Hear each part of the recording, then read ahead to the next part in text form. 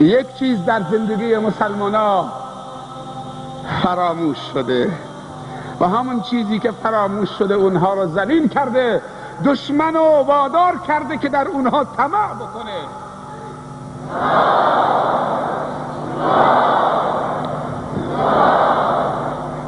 و اون هم ترک جهاده. ذروت و سنام الاسلام، بلندترین قله اسلام در حدیث وارد شده که جهاده. زمانی که مسلمانان جهاد از فرهنگشون در آوردن،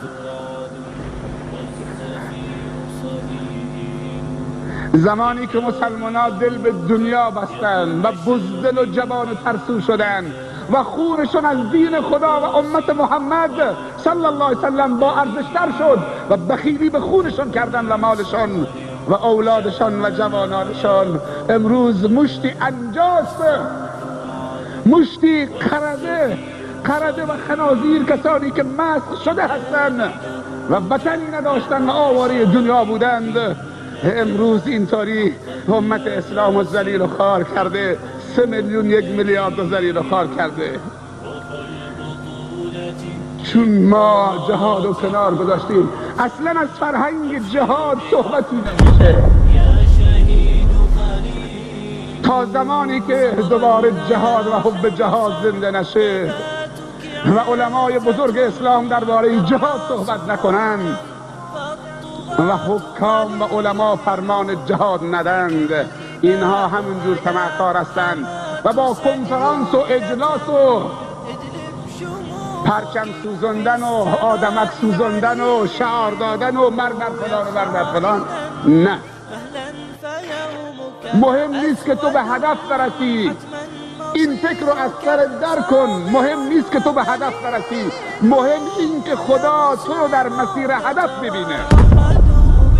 خودتو باید در مسیر هدف قرار بدید و هدف رضای خداست. پس در مسیر رضای خدا خودتو قرار بده. در مسیر هدف حرکت کردن به هدف رسیدن. سلطان عبدالحمید رحمه الله گفت ما فلسطین رو با خون از دست دادیم، با خونم پس میگیریم. بهای قدس شریف خونه. به بچه ها نگیم مال نمیخواد.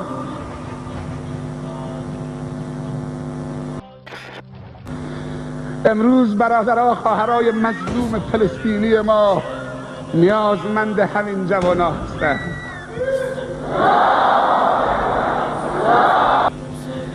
میدونی مسلمان ها ترحمشون به چه اندازه است؟ وقتی میگن فلسطین مصیبت زده، نهایت زرنگی دیگه بکنه همدردی، انا لله و انا الیه راجعون. بس همین، انا لله و انا الیه راجعون. خیلی زرنگی دیگه بکنه، مردانگی بکنه، شهامت داشته باشه، این همدردی شه. انا لله و انا الیه راجعون. خداوند 4 قطره رو دوست داره. 1 قطره عرقی که از بدن مسلمان در راه خدا میچکه. 2 قطره اشکی که از مسلمان از ترس خدا میچکه.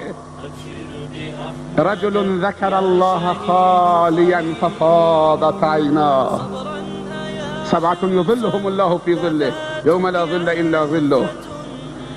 3 قطره خون قربانی در روز عید قربان که وقتی قربانی میشه قبل از اینکه به زمین بچکه نزد خدا میچکه. 4 من این یکی رو میخوام. جوانا چند تا سفارش به من دادن، چند تا نامه به من دادن که چند کلمه درباره این برادرها و خواهرها بگو.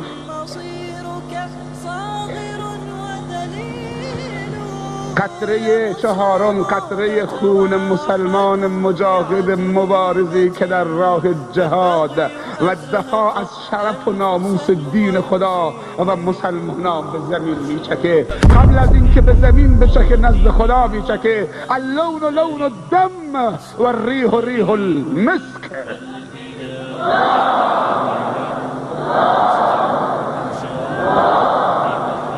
رنگ خونه اما بوی مشکه. شهید در راه خدا نه غسل داره، نه کفن داره، نه نماز داره، دفن میشه چون که نیاز نداره.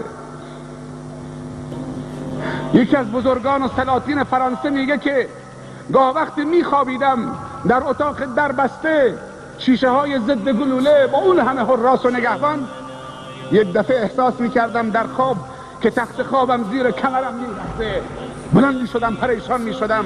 یک دفعه فکر میکردم که آزاد مردی قلم دست گرفته در دل شب داره برای بیداری مردم می‌نویسه. اینطوری دارن میترسن.